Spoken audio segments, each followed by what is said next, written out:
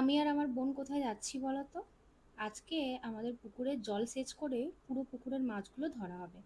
সেই জন্যই আমরা চললাম ডাঙার পুকুরে। এই যে আমার ভাই আর বোন পুকুরে কিছু অল্প পানা ছিল সেগুলোই তুলে ফেলছে, আর আমাদের সাথে বন্ধুত্ব হচ্ছে বাচ্চাগুলোর। দেখো আমরা যেখানে, বাচ্চাগুলোও সেখানে। এই যে আমার ভাই আর ভাইপো, ওরা আগে থেকেই পুকুরের জল সেচ হবে বলে চলে এসেছে। আর এই যে এখানে দুটো ভাই আবার জল ঘাঁটছে। পুকুরের জল সেচ হতে আর বেশি বাকি নেই। এই যে এবার প্রায় পুকুরের জলটা শুকিয়েই এসেছে। পুকুরে যখন অনেক জল ছিল তখন বাপি বলতো যে পুকুরে অনেক মাছ আছে, কিন্তু জল সেচ করার পর দেখা যাচ্ছে কোনো মাছই সেরকম দেখা যাচ্ছে না। আমি তো বললাম বাপি মনে হয় মাছই নেই। তারপরে যখন ধীরে ধীরে একটা করে ধরতে লাগলাম তখন বুঝতে পারলাম যে অনেক মাছই আছে, আসলে ওরা চুপচাপ হয়ে আছে যেন না আমরা বুঝতে পারি যে ওরা আছে আদৌ। ভাই যখন ছোট ছিল তখন আমি বেশি মাছ ধরেছি পুকুর থেকে।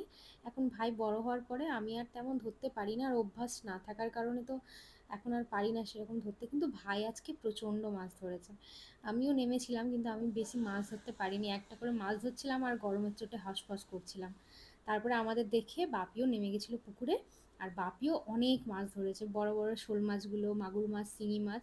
আর এই যে দেখতে পাচ্ছ আমার ভাইপো, ও তো শুধু কাদা ঘাঁটতে নেমেছে। এখানে ভাই আবার একটা মাগুর মাছ ধরে নিয়ে চলে এসছে। ধরার সময় মনে হচ্ছিল যেন পুকুরটাতে মাছই নেই, এত নিস্তব্ধ হয়ে গেছিল মাছগুলো। কিন্তু তারপরে একটা একটা ধরতে ধরতে মনে হয়েছে, যখন শেষে গিয়ে দেখলাম প্রচণ্ড মাছ ছিল।